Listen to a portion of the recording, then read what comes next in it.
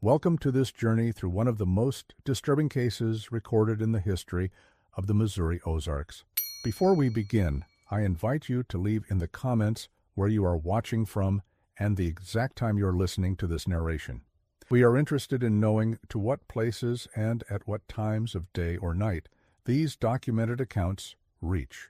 In the autumn of 1892, the remote settlement of Black Hollow in the Missouri Ozarks became the center of events that would challenge the understanding of even the most seasoned investigators of the time. Nestled deep within the rugged terrain of Taney County, this isolated community of no more than 40 souls lived according to rhythms established generations before the Civil War had ever touched their mountains. The hollow itself stretched for nearly 3 miles between steep limestone bluffs, accessible only by a narrow trail that wound through dense oak and hickory forests. Most residents had never ventured beyond the nearest trading post in Forsyth, some 25 miles to the northeast through treacherous mountain paths that claimed lives every winter. The geography of Black Hollow created a natural fortress of solitude. Bull Creek meandered through the valley floor, fed by dozens of springs that emerged from the limestone bedrock. The water was so pure that travelers would detour miles from established routes just to fill their containers from these mountain sources.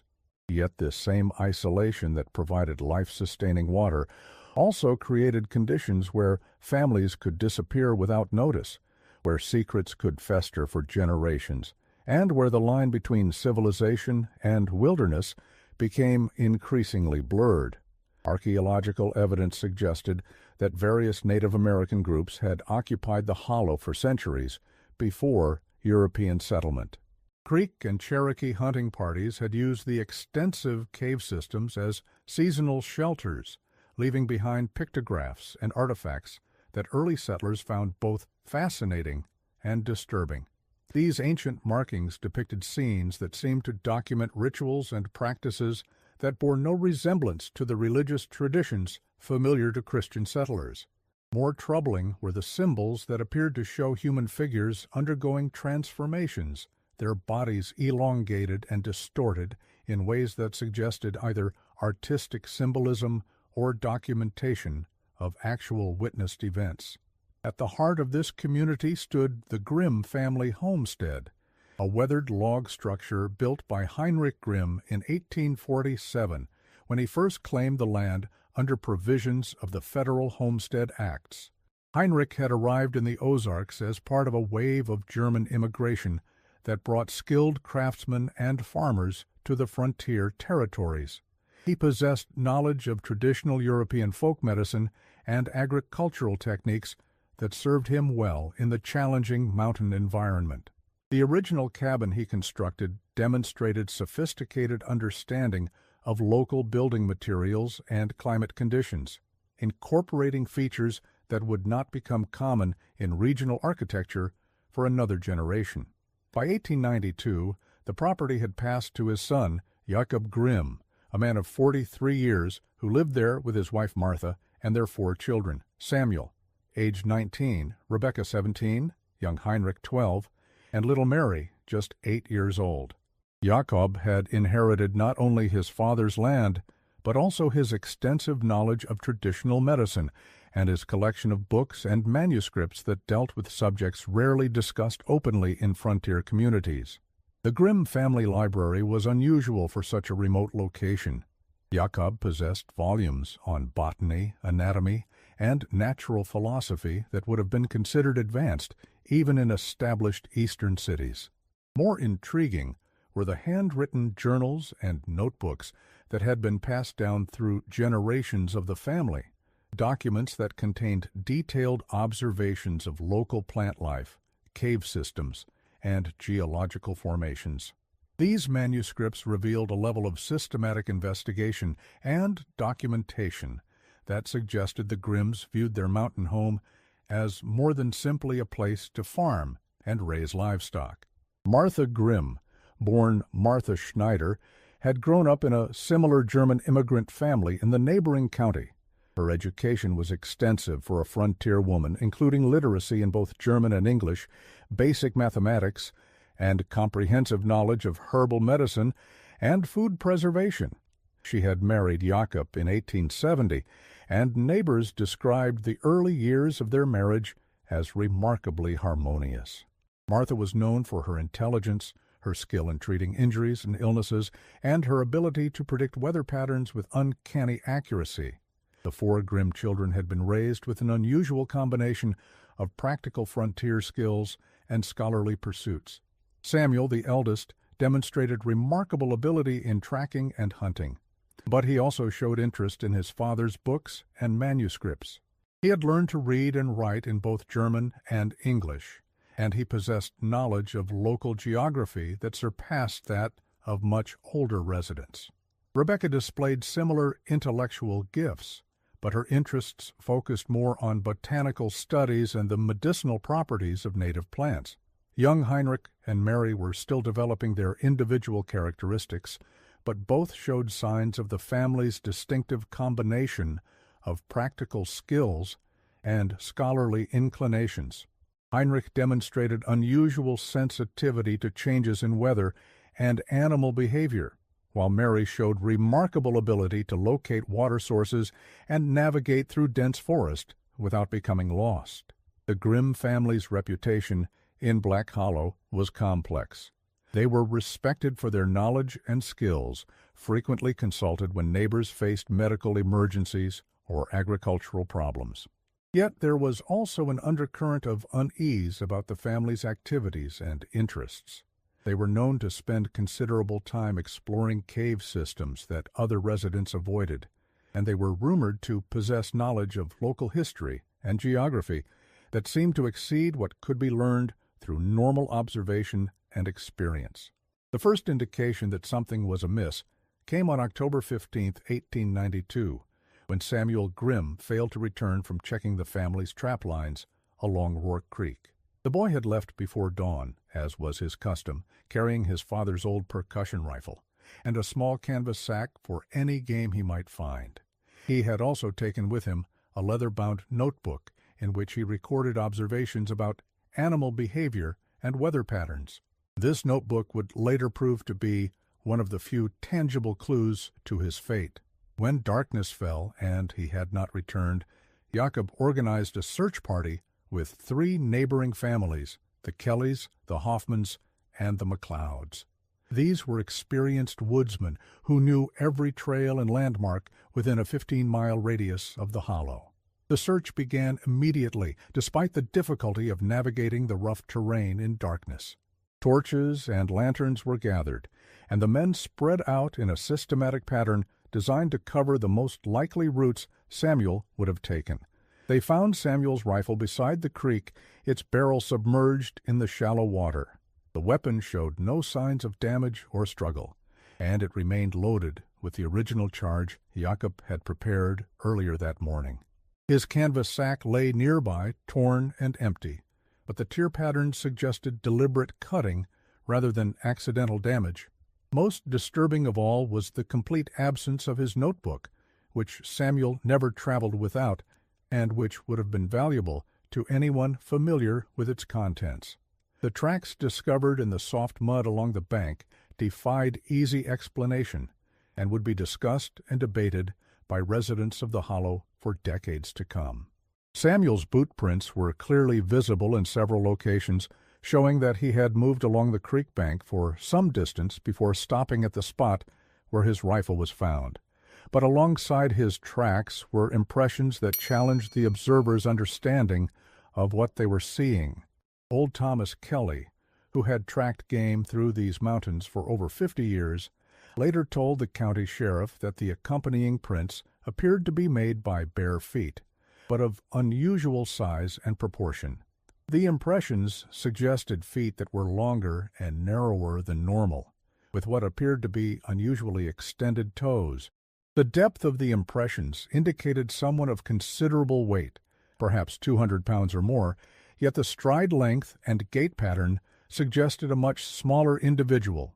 More puzzling still was the discovery of additional print types that seemed to indicate the presence of multiple individuals. Some impressions appeared completely normal, suggesting the involvement of at least one person of conventional build and gait.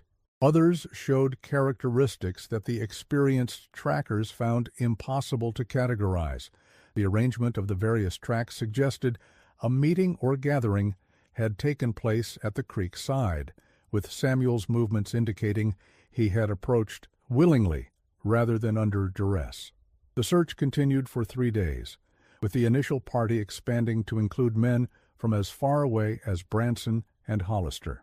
They found scraps of Samuel's clothing caught on thorny underbrush nearly 2 miles from where his rifle was discovered, but the fabric showed no signs of violence or struggle. Instead, the tears appeared to be the result of rapid movement through dense vegetation, as if Samuel had been running or moving quickly through areas where normal travel would require careful navigation. The trail of fabric scraps led toward the most remote and difficult terrain in the region, areas where even experienced hunters rarely ventured due to the dangerous combination of steep cliffs, unstable rock formations, and cave systems that could easily trap the unwary. The final piece of Samuel's clothing was found at the base of a sheer rock face that rose nearly 100 feet above Rourke Creek, in a location that seemed impossible to reach without specialized climbing equipment. During this period of intensive searching, the behavior of the Grimm family members drew considerable attention from their neighbors and the volunteers who had come to help.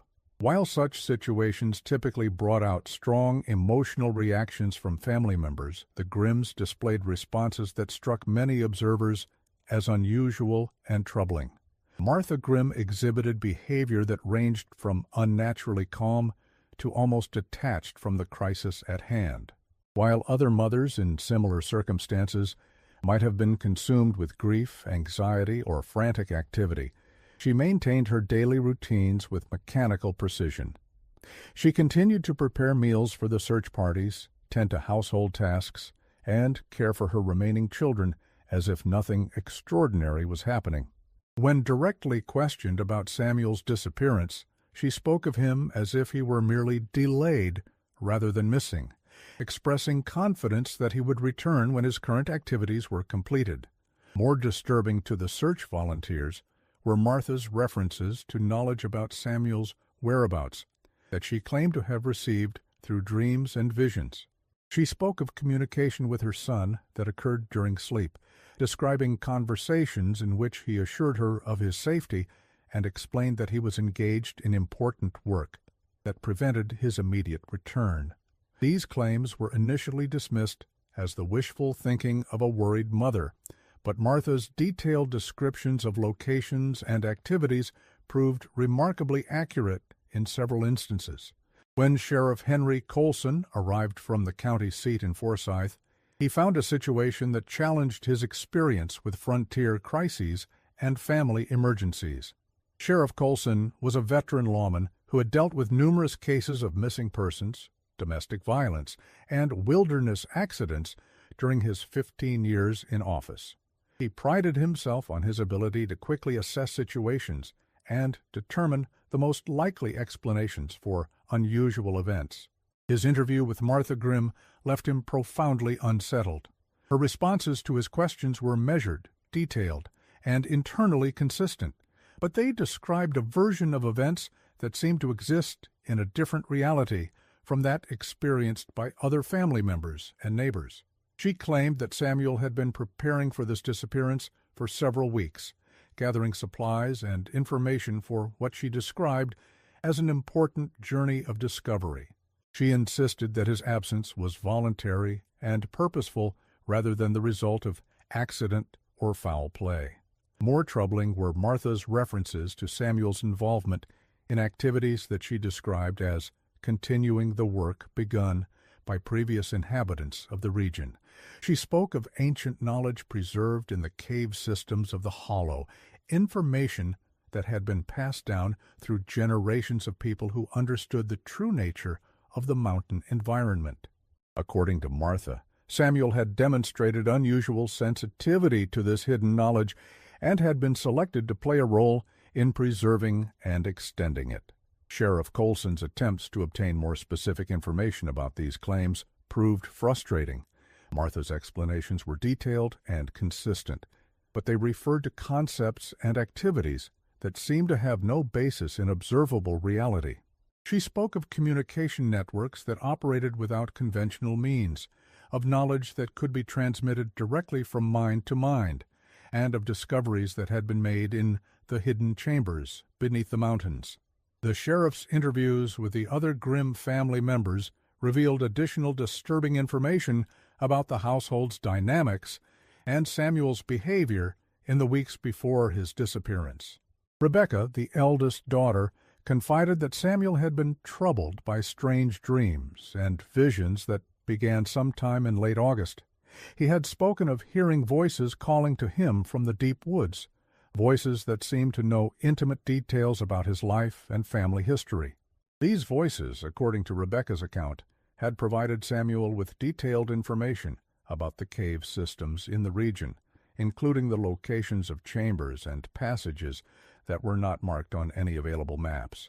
Samuel had begun making solitary expeditions into these underground areas, returning with artifacts and specimens that he claimed proved the existence of previous inhabitants whose knowledge and capabilities exceeded those of current settlers. Young Heinrich, despite his youth, provided additional insights into his brother's changing behavior and interests. He reported that Samuel had begun speaking in a language that no one in the family recognized, carrying on extended conversations with individuals who were not visible to other family members. These conversations appeared to be exchanges of information rather than simple expressions of mental disturbance, with Samuel asking questions and apparently receiving detailed answers about subjects ranging from local history to advanced techniques of agriculture and medicine. The boy also described finding Samuel in various locations around the family property at unusual hours, often standing motionless in positions that suggested he was listening intently to sounds that others could not hear. On several occasions, Heinrich had followed his brother into the forest, watching as Samuel navigated directly to specific locations without reference to trails or landmarks, moving with confidence through terrain that would have challenged experienced woodsmen. Jakob Grimm's responses to questioning proved equally disturbing, though in different ways from those of his wife. Unlike Martha's calm certainty about Samuel's safety and purpose, Jakob displayed signs of deep anxiety and confusion about his son's disappearance. He acknowledged that Samuel had been acting strangely in recent weeks, but he attributed these changes to the normal stresses of growing up in an isolated environment rather than to any supernatural or unexplained influences. More significantly, Jacob admitted to Sheriff Colson that the family possessed extensive written records about the history and geography of Black Hollow, information that had been compiled over several generations by various residents and previous inhabitants of the region. These documents, according to Jakob, contained detailed maps of cave systems, descriptions of artifacts and markings found in underground chambers, and accounts of unusual events and phenomena that had occurred in the area over a period of more than a century. Jacob's reluctance to share these documents with the investigation troubled Sheriff Colson, but the sheriff lacked legal authority to demand access to private family papers without evidence of criminal activity. Jakob insisted that the materials were fragile and potentially dangerous if misinterpreted, and he expressed concern that making them public could lead to treasure hunting and vandalism that would damage important historical sites. The search for Samuel was officially called off on October 19th after 4 days of intensive effort by more than 30 volunteers. The decision was based on the practical reality that the available resources had been exhausted and that further searching would require equipment and expertise that were not available in the region. Sheriff Colson filed a formal missing person report and requested assistance from federal authorities, but the remote location and limited evidence made it unlikely that additional resources would be allocated to the case. Jakob Grimm accepted the end of the official search with a stoicism that impressed some observers and disturbed others. He expressed gratitude to the volunteers who had participated and acknowledged the thorough nature of their efforts, but he showed no signs of the desperation or continuing hope that might be expected from a father in such circumstances. Instead, he spoke of accepting God's will and of trusting that Samuel's fate would ultimately be revealed according to divine timing. As autumn deepened into winter, the Grimm household settled into routines that reflected the absence of their eldest son, but also suggested a level of preparation and acceptance that seemed inconsistent with the unexpected nature of his disappearance. Samuel's responsibilities were redistributed among the remaining family members with an efficiency that suggested prior planning, and the family's daily activities continued with minimal disruption. Martha Grimm's behavior during this period became the subject of considerable discussion among the residents of Black Hollow. She began taking long walks alone into the same areas where Samuel had disappeared, often remaining away from the cabin for hours at a time. When questioned about these excursions, she explained that she found peace and clarity in the forest environment, and that her walks helped her maintain spiritual connection with her missing son. These solitary journeys took Martha into terrain that even experienced hunters approached with caution. She demonstrated familiarity with cave entrances and underground passages that were not marked on available maps, and she showed knowledge of local geography that exceeded what could have been gained through casual exploration. Neighbors who encountered her during these walks reported that she moved through the difficult terrain with confidence and purpose, following routes that seemed to have been carefully planned in advance. More troubling were reports that Martha had been observed in locations, and at times that seemed impossible, given the distances involved and the challenging nature of the terrain. Multiple witnesses claimed to have seen her simultaneously in different parts of the hollow, leading to speculation about whether she was receiving assistance from unknown accomplices or whether the observers had been mistaken in their identification. Rebecca Grimm, now the eldest child remaining at home, assumed many of her mother's domestic responsibilities with a maturity that seemed to exceed her 17 years. Neighbors noted that she had developed a serious, almost haunted expression that replaced her former youthful enthusiasm and curiosity about the world beyond Black Hollow. She rarely spoke unless directly addressed, and she began avoiding social gatherings and community activities that had previously brought her enjoyment. The girl's transformation was particularly evident in her relationship with the natural environment around the family homestead.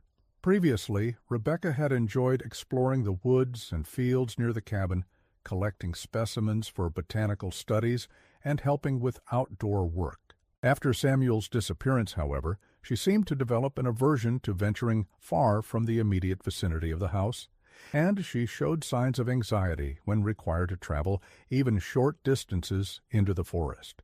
Young Heinrich and Mary displayed their own troubling adaptations to the changed circumstances of their family life.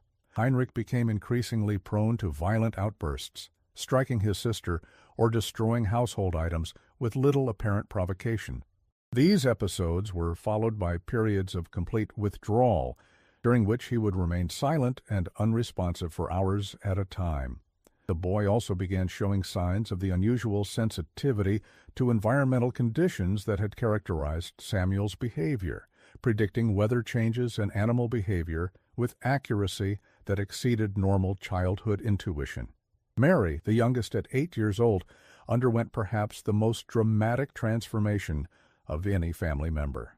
Previously known as a chatty and curious child who delighted in asking questions and exploring her surroundings, she became silent and withdrawn, often found staring out the cabin windows toward the tree line for extended periods. When she did speak, her comments often referred to conversations she claimed to have with Samuel, describing detailed exchanges that suggested ongoing contact with her missing brother. Winter in the Ozarks during 1892-93 proved particularly harsh, with heavy snows that began in late November and continued intermittently through March. The isolation that was already a defining characteristic of Black Hollow became complete as the mountain passes became impassable, and communication with the outside world was reduced to occasional visits by the most determined travelers. Families were forced to rely entirely on their stored provisions, preserved foods, and whatever hunting and trapping could be accomplished despite the severe weather conditions. It was during this period of enforced isolation that the most disturbing events began to unfold within the Grimm household.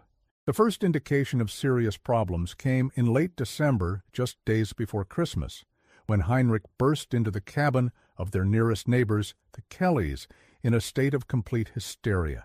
The boy was barely clothed despite the bitter cold, his feet bloody from running barefoot through snow that was more than a foot deep in most areas. Heinrich's account of conditions at his family's cabin was fragmented and difficult to follow, but certain details were consistent and deeply troubling. He claimed that his mother had been undergoing some kind of transformation that made her increasingly unrecognizable as the person he had known throughout his childhood. According to the boy, Martha spent most of her time in activities that he could not understand or explain, speaking in languages that none of the family members recognized, and performing tasks that seemed to serve no practical purpose. More distressing were Heinrich's descriptions of his father's response to these changes. Jakob had apparently become so disturbed by his wife's behavior that he had taken to sleeping in the root cellar beneath the cabin, emerging only when absolutely necessary for essential tasks such as caring for the livestock or gathering firewood. The boy described his father as existing in a state of constant fear, convinced that the woman living in their cabin was no longer his wife, but some kind of impostor or possessed individual. Thomas Kelly and his adult son William immediately accompanied Heinrich back to the Grimm homestead, despite the dangerous conditions and their own concerns about what they might encounter there. The journey through the deep snow required more than an hour, and they arrived at the cabin as darkness was beginning to fall. The scene they encountered there would be remembered and discussed by both men for the remainder of their lives. The exterior of the cabin appeared entirely normal, with smoke rising peacefully from the chimney and no obvious signs of disturbance or violence.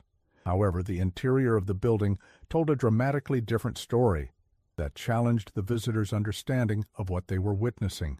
The main living area had been completely rearranged, with furniture moved into positions that served no apparent practical purpose. Items that had previously been stored in logical locations were now distributed throughout the room according to patterns that seemed to follow some kind of organizational system that the visitors could not comprehend. More disturbing were the various objects and materials that had been added to the room since the Kellys' last visit to the household. Glass containers filled with plant materials and unidentifiable liquids were arranged on every available surface, each carefully labeled with symbols that bore no resemblance to any writing system familiar to the visitors. Bundles of dried herbs and roots hung from the rafters, creating a complex network of organic materials that filled the air with strong, unfamiliar scents. Martha Grimm sat in her rocking chair by the fire, but her appearance was so dramatically altered that the Kellys initially failed to recognize her as the woman they had known for more than 20 years. She had lost a considerable amount of weight, her clothes hanging loosely on a frame that seemed to have physically diminished in size. Her hair, once a rich brown and carefully maintained, had grown wild and unkempt, streaked with premature gray that made her appear decades older than her actual age. Most disturbing were the changes in her eyes and facial expression. Martha's gaze had taken on an intensity that made direct eye contact extremely uncomfortable, and her facial features seemed somehow sharpened and more angular than before. When she acknowledged the visitors, her voice had acquired a different quality, with pronunciation and inflection that suggested she was speaking English as a second language rather than the native tongue she had used throughout her life in the Hollow. She greeted Thomas and William Kelly by name, but her manner suggested that she was drawing upon memories of their relationship rather than experiencing genuine recognition or emotional connection. When asked about her family's circumstances and Heinrich's distressed condition, she provided answers that were factually accurate, but delivered with a detachment that seemed inconsistent with normal parental concern. More troubling still were her references to Samuel's continuing presence in the household. Martha spoke of her missing son as if he were physically present, describing recent conversations and shared activities as if his disappearance had never occurred. When the Kellys attempted to remind her that Samuel had been missing for more than 2 months, she acknowledged their concern, but insisted that their perception of the situation was based on incomplete information about the true nature of human consciousness and communication. When Thomas Kelly asked about Jacob's whereabouts, Martha simply pointed toward the floor, indicating the root cellar beneath the cabin. The visitors found Jakob Grimm huddled among the stored vegetables and preserved meats, wrapped in blankets and shivering, despite the relatively warm temperature of the underground space. The man they discovered bore little resemblance to the confident, capable farmer they had known for years. Jakob's physical condition suggested that he had been living in the cellar for an extended period, surviving on stored food and water that Rebecca brought down to him through a system of ropes and baskets. His hair had turned completely white, and his hands trembled with what might have been cold, fear, or some combination of both conditions. Most significantly, he seemed to have aged years in the span of months, his face marked by deep lines and an expression of perpetual anxiety. Jakob's explanation of his living situation made little coherent sense to his visitors, but his terror was genuine and profound. He claimed that the woman living above them in the cabin was no longer his wife, but some kind of replacement or transformed version of Martha, who possessed knowledge and capabilities that no normal human being could have acquired. He spoke of hearing her conducting conversations with multiple individuals during the night, despite the fact that no visitors had been observed coming or going from the isolated homestead. More disturbing were Jakob's accounts of discovering evidence that Martha was conducting activities that seemed to require knowledge of chemistry, botany, and other subjects that she had never studied. He described finding complex apparatus and materials that appeared to be related to some kind of systematic research or experimentation, work that was being conducted according to principles and procedures that exceeded his understanding. Jakob also reported that Martha had begun demonstrating abilities that seemed to transcend normal human limitations. She appeared to know about events occurring in distant locations without access to information through conventional means, and she showed familiarity with the extensive cave systems beneath Black Hollow that could only have been acquired through years of systematic exploration. Most troubling of all, she seemed to be in communication with individuals who were not physically present, conducting detailed conversations that suggested access to sources of knowledge that existed outside the normal boundaries of human experience. The Kellys attempted to persuade both Jakob and Martha to accept assistance from the community, but neither seemed capable of acknowledging that their situation was abnormal or problematic. Jakob insisted that he was safer in the root cellar and that any attempt to interfere with Martha's activities would result in consequences that he could not adequately describe. Martha acknowledged their concern, but maintained that their perception of the situation was based on misunderstanding about the nature of her current work and responsibilities.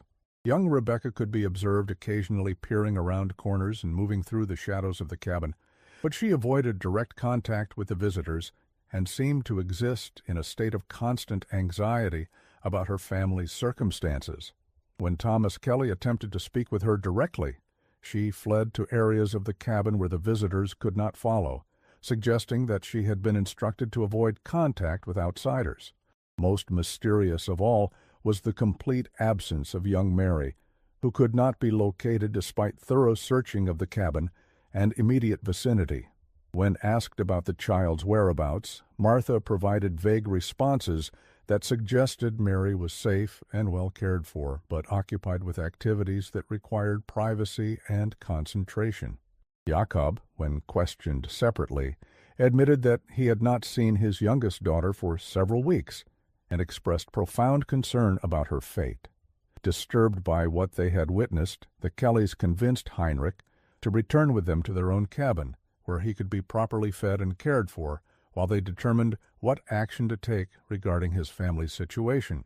The boy proved to be their primary source of information about the deteriorating conditions in the Grimm household, though his accounts were often so disturbing that the adults found them difficult to believe or accept. According to Heinrich, the changes in his mother had begun gradually in the weeks following Samuel's disappearance, but had accelerated dramatically as winter deepened and the family's isolation became complete. Martha had started spending increasing amounts of time studying the collection of books and manuscripts that had been passed down through generations of the Grimm family, focusing particularly on materials that dealt with subjects related to natural history, geology, and what Heinrich described as underground knowledge. The boy reported that Martha had begun making regular expeditions into cave systems that were located within walking distance of the family homestead, returning with various materials and specimens that she processed and stored, according to procedures that seemed to follow systematic scientific principles. These activities were conducted primarily during daylight hours, while the children were occupied with their own responsibilities. But Heinrich had occasionally observed his mother's work from concealed positions. More troubling were Heinrich's accounts of nighttime activities that he had witnessed from his sleeping area in the cabin's loft. He claimed that Martha regularly left the cabin after the family was supposed to be asleep, remaining away for hours at a time, despite the dangerous winter conditions and the complete darkness that prevailed in the hollow during the long winter nights. On several occasions he had observed his mother's departure and return through the small window near his bed, noting that she moved through the difficult terrain with confidence that suggested extensive familiarity with routes that would challenge even experienced outdoorsmen during daylight hours. Even more disturbing were Heinrich's claims about visitors to the cabin during the night hours. He reported seeing figures approaching the homestead after dark, individuals who moved through the snow without leaving the deep tracks that would normally be expected. These visitors appeared to communicate with Martha through methods that did not involve normal speech, and their meetings sometimes continued for hours before they departed as silently as they had arrived. The boy's descriptions of these mysterious visitors were fragmented and inconsistent, but certain details appeared repeatedly in his accounts. He described individuals who seemed to be unusually tall and thin, who moved with a gliding motion that did not appear entirely natural, and who wore clothing that provided no apparent protection against the severe winter weather, yet seemed unaffected by the cold conditions. Most significantly, Heinrich claimed that these visitors brought with them various items that Martha incorporated into her ongoing activities and experiments. He described seeing boxes, containers, and wrapped packages that were exchanged during these nighttime meetings, materials that were later stored in areas of the cabin and root cellar that had been designated for Martha's exclusive use. The Kellys were faced with a dilemma that was common to isolated frontier communities, but nonetheless challenging to resolve satisfactorily. The nearest law enforcement was located in Forsyth, more than 25 miles away through mountain terrain that was essentially impassable during winter conditions. Moreover, they were uncertain whether any laws were being violated by the strange behavior they had witnessed. A woman conducting unusual experiments and a man hiding in his root cellar might represent a domestic crisis, but they hardly constituted clear evidence of criminal activity. The mysterious nighttime visitors could be explained as neighbors providing assistance or conducting trade that was kept private for personal reasons. Even the dramatic changes in Martha's appearance and behavior might be attributed to the stress of losing a child and the hardships of frontier life during a particularly severe winter. After considerable discussion, the Kellys decided to seek guidance from Reverend Isaiah Morse, a circuit preacher who made regular rounds through the region and was scheduled to visit Black Hollow during the third week of January. Reverend Morris had dealt with similar situations in other remote communities and possessed both the authority and experience necessary to determine appropriate courses of action. In the meantime, they agreed to provide care for Heinrich and to monitor the situation at the Grimm homestead as closely as possible, given the weather conditions and the family's apparent desire for privacy. They also sent word to other families in the hollow, requesting that they remain alert for any signs of additional problems or emergency situations that might require community response. The weeks that followed proved to be among the most difficult and disturbing in the memory of Black Hollow's longtime residents. The severe weather continued, making travel and communication extremely hazardous, but reports began to circulate about unusual activities and phenomena that seemed to center around the general area of the Grimm property. Several neighbors reported seeing lights moving through the forest during the nighttime hours, illumination that appeared too bright and too consistent to be explained by torches or lanterns. These lights seemed to follow regular patterns, moving along routes that connected various cave entrances and other significant geographical features in the region. The lights were observed on multiple nights by different families, suggesting systematic activity rather than random or accidental phenomena. More disturbing were reports of sounds echoing through the hollow during the early morning hours, particularly in the time just before dawn. These sounds were described as resembling human voices, but speaking in languages that none of the listeners could identify. The voices seemed to carry clearly through the winter air, despite apparent distances that should have made such communication impossible, and they sometimes continued for hours at a time. Thomas Kelly, who possessed the most extensive knowledge of local wildlife and natural phenomena, investigated these reports as thoroughly as conditions permitted. His observations confirmed that the sounds were not produced by any known animal species in the region, and their characteristics suggested human vocal cords producing organized speech patterns. However, the acoustic properties of the sounds indicated that they were originating from locations that seemed impossible to reach during winter conditions. Additional disturbing evidence came from tracking expeditions that several residents attempted during brief periods when weather conditions permitted safe travel. The snow cover that blanketed the hollow throughout the winter months should have preserved clear evidence of any movement through the area, yet the tracks that were discovered defied easy interpretation. Numerous paths through the snow showed evidence of regular use by multiple individuals, yet these routes connected areas that were separated by terrain features that should have made travel extremely difficult or impossible. More puzzling still, the footprint impressions showed characteristics that seemed inconsistent with any known types of footwear or foot coverings used by local residents. Some tracks appeared to have been made by individuals who were barefoot despite the freezing temperatures, while others suggested footwear that was larger and differently shaped than any boots or shoes familiar to local residents. Most troubling were impressions that seemed to show individuals moving across snow-covered terrain without sinking to the depth that would be expected given the soft, powdery nature of the snow cover. When Reverend Isaiah Morris finally arrived in Black Hollow on January 18, 1893, he found a community that was struggling to make sense of events that seemed to challenge their understanding of normal human behavior and natural phenomena.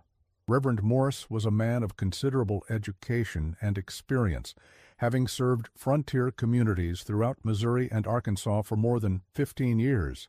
He had dealt with cases involving mental illness, domestic violence, and various forms of religious extremism, and he was not easily disturbed by unusual circumstances or behavior. His initial meeting with the community leaders and the Kelly family provided him with a comprehensive overview of the situation, but he insisted on conducting his own independent investigation before drawing any conclusions about appropriate courses of action. His first priority was to interview Heinrich directly, both to assess the boy's mental and physical condition, and to obtain first-hand accounts of the events he had witnessed. Heinrich's testimony to Reverend Morse was detailed, consistent, and deeply disturbing. The boy described a systematic transformation of his family that had begun shortly after Samuel's disappearance and had accelerated throughout the winter months. According to his account, this transformation involved not only changes in behavior and appearance, but also the acquisition of knowledge and capabilities that seemed to exceed normal human limitations. The Reverend was particularly troubled by Heinrich's descriptions of his mother's activities and the apparent sources of the information and material she was using in her work. The boy claimed that Martha had gained access to written records and documents that contained detailed information about the history and geography of Black Hollow, materials that seemed to have been created by previous inhabitants of the region whose identity and fate remained unknown. These documents, according to Heinrich, included maps of cave systems that extended far beyond what had been explored by current residents, along with detailed descriptions of chambers and passages that contained artifacts and markings left by earlier occupants. More significantly, the materials apparently provided instructions for various procedures and experiments that Martha was attempting to implement using local plants and minerals. Heinrich also described his mother's apparent ability to communicate with individuals who were not physically present, conducting extended conversations that seemed to involve the exchange of complex information about subjects ranging from local history to advanced techniques of medicine and chemistry. These communications appeared to occur both during Martha's solitary expeditions into the cave systems and during the nighttime meetings with mysterious visitors that the boy had observed from his concealed vantage point in the cabin's loft. Reverend Morse's second priority was to attempt direct communication with the Grimm family members, particularly Martha and Jacob. This proved to be more challenging than he had anticipated, as neither individual seemed willing or able to engage in conventional social interaction. Martha acknowledged his presence and his role as a religious authority, but her responses to his questions and counseling attempts suggested that she viewed their conversation from a perspective that differed fundamentally from normal human relationships and concerns. Most troubling to the Reverend was Martha's apparent knowledge of events and information that she could not possibly have obtained through conventional means. During their conversation, she accurately described recent occurrences in communities throughout the region, including births, deaths, marriages, and other significant events in places she had never visited and with people she had never met. More disturbing still were her references to historical events and geographical features that were not recorded in any available documents or maps. Martha spoke with authority about the activities of Native American groups who had inhabited the region centuries before European settlement, describing their customs, beliefs, and fate with specificity that suggested access to first-hand accounts or written records that had never been made public. She also demonstrated detailed knowledge of the extensive cave systems that honeycombed the limestone bedrock beneath Black Hollow, describing chambers and passages that were not marked on any available maps and providing accurate directions to locations that would have required years of systematic exploration to discover. When Reverend Morse asked how she had acquired this information, Martha's explanations referred to sources of knowledge that operated outside the normal boundaries of human communication and learning. Jacob Grimm's interview with the Reverend proved equally disturbing, though for different reasons. The man who had once been known as a capable farmer and respected member of the community had been reduced to a state of constant terror and confusion. He spoke of his wife as if she were a stranger who had somehow replaced the woman he had married, describing changes in her personality, knowledge, and capabilities that exceeded what could be explained through normal processes of human development or adaptation. Most significantly, Jacob claimed that Martha now possessed access to information and abilities that no individual could have acquired through conventional study or experience. He described witnessing her perform procedures and experiments that required knowledge of chemistry, botany, and medicine that she had never formally studied, yet her work demonstrated understanding that would have been impressive even in someone with advanced academic training. Jacob also reported that Martha seemed to be in regular communication with individuals who were not physically present, conducting detailed conversations that involved the exchange of complex technical information about subjects he could not understand. These communications occurred both during her solitary work periods and during the mysterious nighttime meetings that Heinrich had described, suggesting a network of contacts that operated through methods that defied conventional explanation. Perhaps most troubling of all were Jacob's claims about changes in the physical environment around their homestead. He described discovering modifications to cave entrances and underground passages that appeared to have been made recently, yet the work would have required tools and techniques that were not available to local residents. These modifications seemed designed to facilitate access to previously unexplored areas of the cave systems, creating a network of connected chambers that extended far beneath the surface of Black Hollow. Reverend Morse spent several additional days in the hollow, attempting to gather more information about the situation and consulting with community leaders about possible courses of action. However, his investigation was hampered by the severe winter conditions and by the apparent reluctance of the Grimm family to accept outside assistance or intervention. His final attempt to counsel the family directly took place on January 25, 1893, when he made the difficult journey through deep snow to visit the Grimm homestead, accompanied by Thomas Kelly and 2 other community leaders. What they encountered there exceeded even their worst expectations and would provide the foundation for rumors and speculation that persisted in the region for generations. The exterior of the cabin showed signs of recent activity that seemed inconsistent with the family's isolated circumstances. Fresh paths through the snow connected the main building to various outbuildings and cave entrances, yet these paths showed evidence of use by multiple individuals whose identities remained unknown. More puzzling were the tracks that led to and from the homestead, impressions that suggested regular visits by people who were not members of the immediate community. The interior of the cabin had been further transformed since the Kellys' previous visit, with additional materials and equipment that seemed to serve purposes related to Martha's ongoing activities and experiments. The main living area now resembled a combination of laboratory and workshop with glass containers, measuring devices, and preserved specimens arranged according to organizational principles that the visitors could not comprehend. Martha's appearance had continued to deteriorate, her physical condition suggesting malnutrition or illness, despite the apparent abundance of preserved food and other supplies in the household. Her behavior during the visit was polite but distant, as if she were receiving strangers rather than neighbors and religious authorities who had known her for years.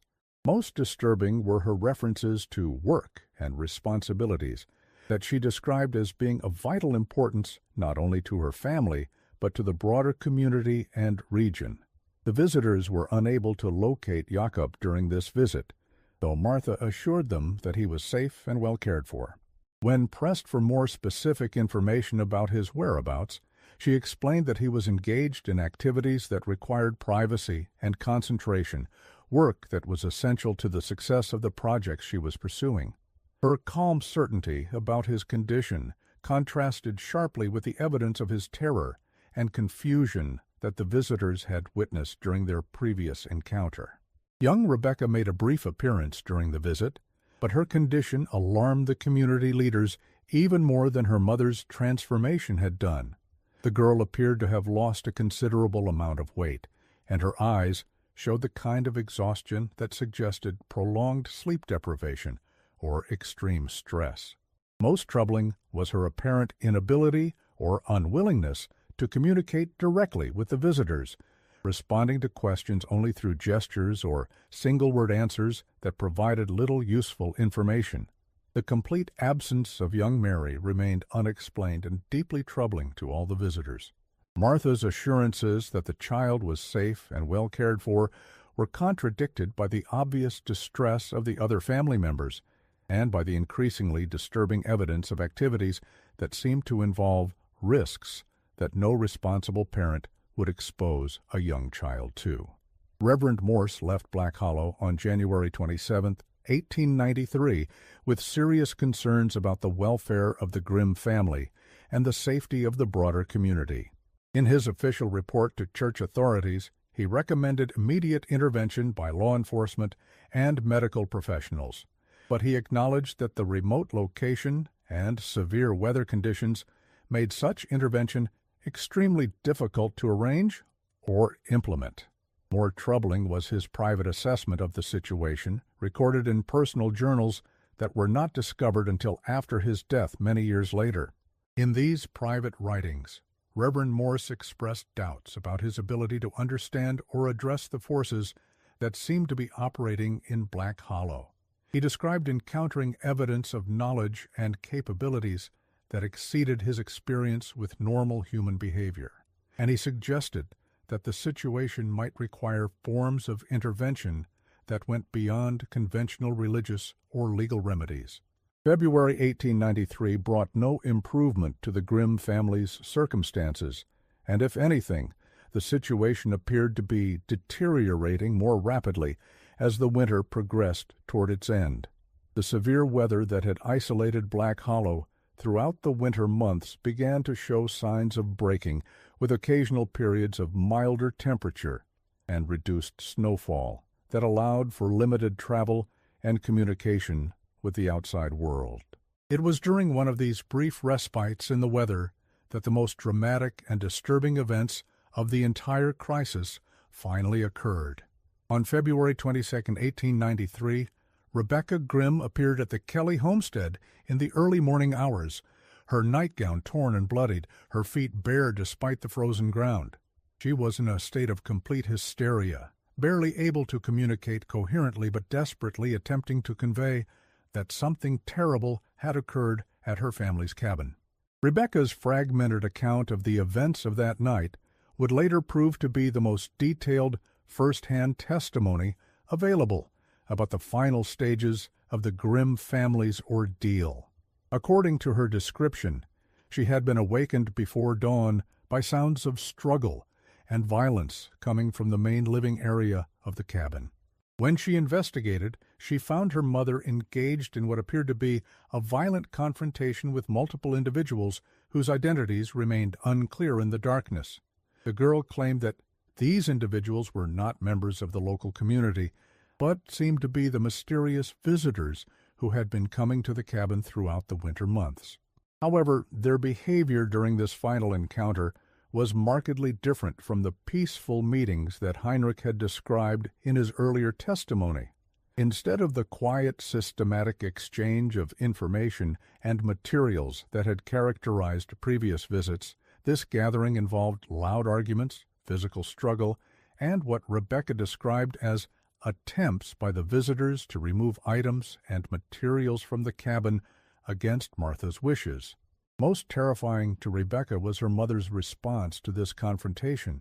Martha appeared to have gained physical strength and capabilities that exceeded normal human limitations, defending her possessions and territory with a ferocity that seemed impossible for someone in her weakened physical condition. The girl described witnessing her mother overpower multiple adult opponents, using techniques and weapons that she could not have learned through normal training or experience. The confrontation apparently ended with the departure of the mysterious visitors, but not before they had succeeded in removing a significant portion of the materials and equipment that Martha had been using in her experiments and research. More disturbing still was Rebecca's account of her mother's behavior following this encounter. Martha had apparently suffered some kind of breakdown or transformation that left her unable to recognize her daughter or respond to attempts at communication. In her confused and terrified state, Martha had apparently mistaken Rebecca for one of the individuals who had been attempting to steal her materials, and she had attacked the girl with the same violent intensity she had displayed during the confrontation with the actual intruders. Rebecca had managed to escape only by fleeing into the winter night, running through deep snow and dangerous terrain to reach the safety of the Kelly homestead. William Kelly immediately organized a group of men to investigate the grim cabin and attempt to rescue any family members who might still be in danger. The party included Thomas Kelly, Reverend Morse, who was still in the area, and 3 other community leaders who had experience with emergency situations and crisis intervention. They made the difficult journey through the snow and arrived at the homestead as the sun was beginning to rise on what would prove to be one of the most disturbing crime scenes in the history of the Missouri Ozarks. The exterior of the cabin showed clear evidence of the violent struggle that Rebecca had described. The snow around the building was trampled and disturbed, with what appeared to be bloodstains and other signs of physical conflict. More puzzling were the tracks leading away from the cabin, impressions that seemed to indicate the departure of multiple individuals, but did not match the footprint patterns of anyone known to be living in the region. The interior of the cabin had been completely destroyed in a manner that suggested both systematic searching and violent rage. Furniture had been overturned and smashed. Dishes and household items had been broken and scattered throughout the rooms, and the carefully organized materials that Martha had been using in her experiments had been either removed or destroyed. Most disturbing of all were the strange symbols that had been carved into the wooden walls, markings that appeared to have been made during the violent struggle, and that seemed to follow patterns similar to those found in the cave systems of the region. Jacob Grimm was discovered in the root cellar, but his condition made it clear that he had not survived the events of the previous night. The nature of his injuries was such that Dr. Samuel Morrison, the physician who was summoned from Forsyth to examine the scene, declined to provide specific details in his official report. He noted only that the death appeared to be the result of extreme violence and that the injuries were inconsistent with any form of accident or self-inflicted wound. More troubling still was the complete absence of both Martha and young Mary. Despite thorough searching of the cabin and the immediate surrounding area, no trace of either individual could be found. The tracks leading away from the homestead were followed as far as conditions permitted, but they vanished at the rocky outcropping where Samuel's trail had ended months earlier, suggesting some connection between the current disappearances and the original mystery that had begun the family's ordeal.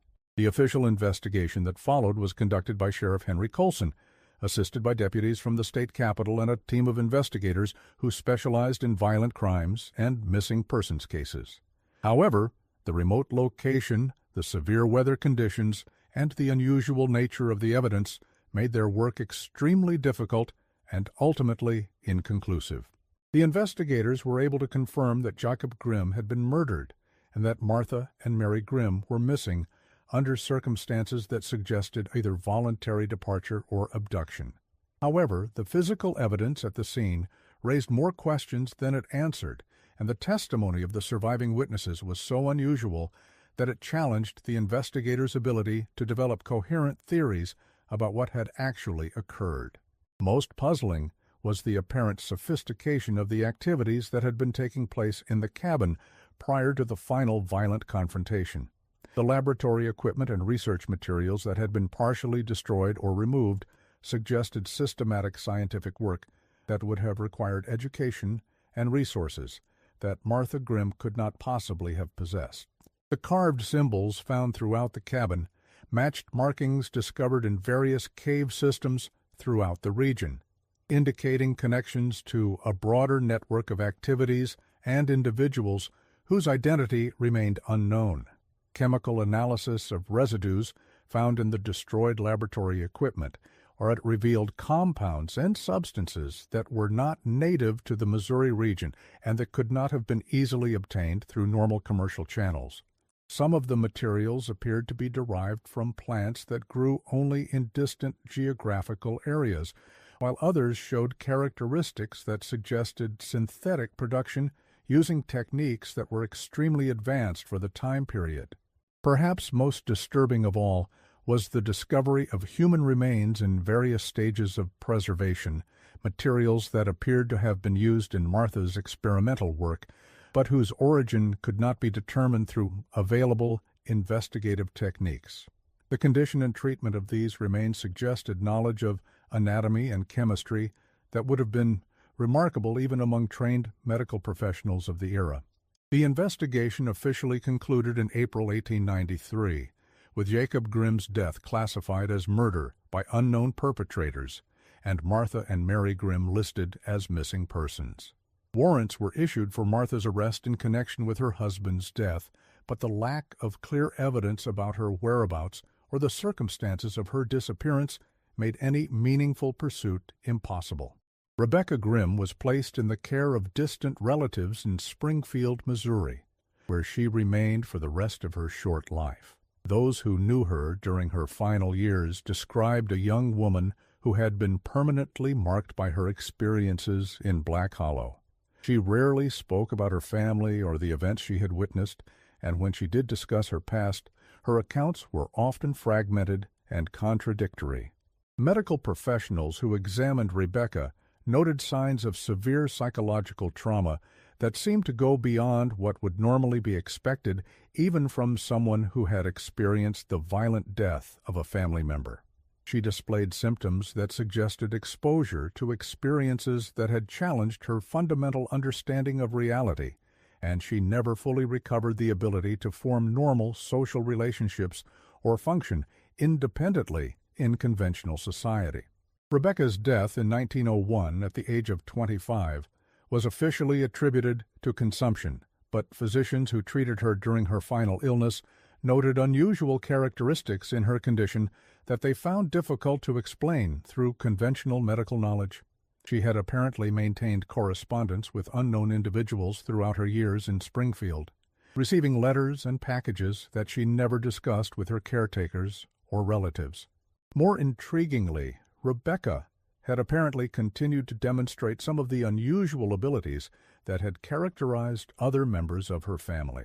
She showed remarkable knowledge of events occurring in distant locations, and she possessed understanding of natural phenomena and scientific principles that exceeded what could have been learned through normal education or experience.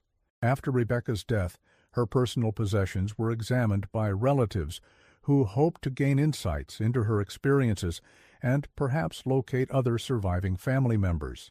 Among her belongings were found journals, letters, and various artifacts that provided the most detailed account available of the Grimm family's activities and the forces that had ultimately destroyed them. These documents revealed that the family's involvement with the mysterious knowledge and capabilities that had led to their downfall had begun much earlier than previously suspected. According to Rebecca's private writings, the Grimms had been part of a network of individuals and families throughout the Ozark region who had been working to preserve and extend ancient forms of knowledge that they believed had been possessed by previous inhabitants of the area. This network apparently operated through a combination of written communication and direct meetings that were carefully concealed from the broader community. Members shared information about discoveries made in cave systems, artifacts, and markings that provided clues to the activities of earlier peoples, and techniques for accessing forms of consciousness and perception that transcended normal human limitations. Samuel's disappearance, according to Rebecca's account, had not been accidental, but had represented a planned transition to a different level of involvement with this hidden knowledge. He had been selected based on his demonstrated sensitivity to the forces and influences that the network was studying, and his apparent disappearance had actually been a form of graduation to activities that required complete separation from conventional society. Martha's transformation throughout the winter of 1892-93 had been the result of her attempts to follow Samuel's path and achieve the same level of integration with the hidden knowledge that the network preserved. However, her efforts had been opposed by factions within the network who believed that she was moving too quickly and taking risks that threatened the security of their broader activities. The violent confrontation that had resulted in Jacob's death and the destruction of the cabin had been the climax of a struggle between these competing factions, with Martha ultimately choosing to join Samuel rather than submit to the limitations that her opponents sought to impose upon her work. Mary's disappearance suggested that she had been taken along on this journey, either as a participant or as a hostage, whose fate remained tied to her family's ultimate destiny. Rebecca's journals also provided detailed information about the locations and contents of various cave systems throughout the Black Hollow region, information that had been gathered over several generations by network members who had systematically explored and documented the underground chambers and passages. These caves apparently contained extensive collections of artifacts, written records, and preserved materials that documented the activities of peoples whose civilization had achieved levels of knowledge and capability that exceeded those of contemporary American society. Most significantly, Rebecca's writings suggested that the network's activities were continuing despite the tragic fate of her family, with other individuals and groups carrying on the work of exploration, documentation, and practical application of the hidden knowledge. She provided names, locations, and coded communication methods that indicated an organization of considerable scope and sophistication, one that had managed to operate for decades without detection by authorities or outsiders. The discovery of Rebecca's documents prompted a new investigation by Dr. Edmund Hartwell, the professor of anthropology from Washington University, who had been studying folklore and legends of the Ozark region. Dr. Hartwell recognized that the materials provided unprecedented insights into forms of knowledge and social organization that had previously been dismissed as superstition or imagination. His investigation, conducted between 1901 and 1905, involved systematic exploration of the cave systems identified in Rebecca's journals, along with attempts to locate and interview other members of the network she had described. This work was extremely dangerous due to the remote locations involved and the apparent hostility of network members toward outside interference. But Dr. Hartwell's findings revolutionized understanding of the cultural and historical significance of the Ozark region.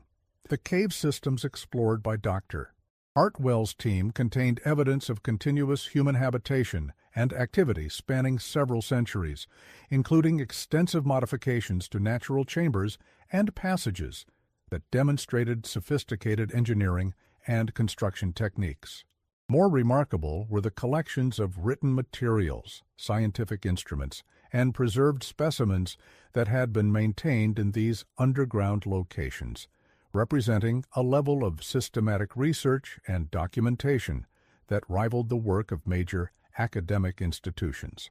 Chemical analysis of materials found in the caves revealed compounds and substances that were not native to North America and that could not be easily explained through known trade relationships or communication networks. Some materials appeared to have been synthesized using techniques that were extremely advanced for the historical periods in which they had apparently been created, suggesting access to scientific knowledge that exceeded what was generally available to American society during the 19th century. Most intriguing were the extensive written records found in various cave locations, documents that provided detailed accounts of the activities and discoveries made by network members over several generations. These records described systematic study of natural phenomena, development of techniques for enhancing human consciousness and perception, and practical applications of knowledge that seemed to derive from sources outside conventional European or American intellectual traditions. The written materials also documented communication and cooperation between network groups in different geographical regions, indicating an organization that extended far beyond the Missouri Ozarks and that had maintained coordination despite the isolation and independence of its constituent communities. References were found to similar groups operating in remote areas of Arkansas, Tennessee, Kentucky, and other states, suggesting a network of remarkable scope and persistence. Dr. Hartwell's team also discovered evidence that the network had maintained detailed records of contacts with peoples whose cultural and technological development exceeded that of mainstream American society. These contacts appeared to have provided access to knowledge and techniques that formed the foundation for much of the network's activities, though the identity and location of these advanced peoples remained unclear from available documentation. Perhaps most significantly, the cave explorations revealed ongoing evidence of current activity, suggesting that the network had survived the various crises and disruptions that had affected individual families and communities like the Grimms. Fresh modifications to cave systems, recently deposited materials and supplies, and maintenance of equipment and facilities indicated that the work was continuing despite the losses and setbacks that had occurred. Dr. Hartwell attempted to make contact with current network members, but these efforts were unsuccessful and may have resulted in increased security measures that made further investigation more difficult. His final report, completed in 1905, documented the remarkable scope and sophistication of the organization he had discovered, but acknowledged that many questions about its current activities and ultimate objectives remained unanswered. The report was initially classified by university authorities due to concerns about public reaction and potential safety issues related to the remote cave systems. However, copies were provided to federal agencies and academic institutions that specialized in anthropological and archaeological research, leading to additional investigations that continued sporadically throughout the early decades of the 20th century. These subsequent investigations confirmed and extended Dr. Hartwell's findings, revealing that the network had indeed survived and continued to operate despite increased attention from outside authorities. Evidence was found of systematic expansion into new geographical areas, development of more sophisticated communication and coordination methods, and continued advancement in the practical application of the knowledge and techniques that formed the foundation of their activities. More troubling to investigators were indications that network members had begun to achieve levels of capability and integration with their hidden knowledge that exceeded what previous generations had accomplished. Reports began to circulate of individuals who demonstrated abilities that seemed to transcend normal human limitations, including enhanced sensory perception, resistance to environmental extremes, and forms of communication that operated without conventional technological assistance. By the 1920s, federal authorities had become sufficiently concerned about the network's activities to initiate systematic surveillance and investigation efforts. However, these official programs proved largely unsuccessful due to the network's sophisticated security measures and the extreme difficulty of operating in the remote areas where their activities were concentrated. The few investigators who managed to penetrate network security and observe their activities directly returned with accounts that were so unusual that they were often dismissed as exaggeration or imagination. These reports described underground facilities that demonstrated technological capabilities far in advance of what was generally available, individuals who appeared to have undergone physical and mental modifications that enhanced their abilities beyond normal human ranges, and evidence of communication with groups or entities whose nature and location remained completely unknown. During the 1930s and 1940s, the network's activities appeared to decline or become even more carefully concealed, possibly in response to increased government attention and the disruptions caused by economic depression and World War. However, occasional reports continued to surface of unusual phenomena and unexplained events in remote areas of the Ozarks and other regions where network activity had previously been documented. The development of more advanced investigative techniques during the post-war period led to renewed official interest in the network and its activities. However, attempts to locate and study the cave systems and facilities that had been documented in earlier investigations often found that these sites had been abandoned, concealed, or deliberately destroyed to prevent outside access. In 1965, Dr. Patricia Wells of the University of Missouri undertook the most comprehensive investigation of the network's history and current status that had been attempted since Dr. Hartwell's work 60 years earlier.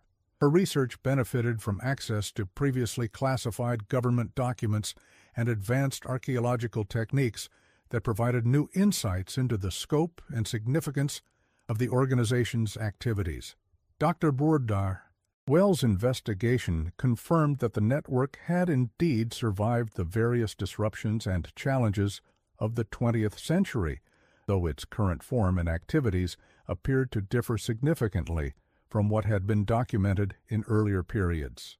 Evidence suggested that the organization had adapted to changing conditions by becoming more decentralized and technologically sophisticated, using methods that made detection and investigation by outside authorities increasingly difficult.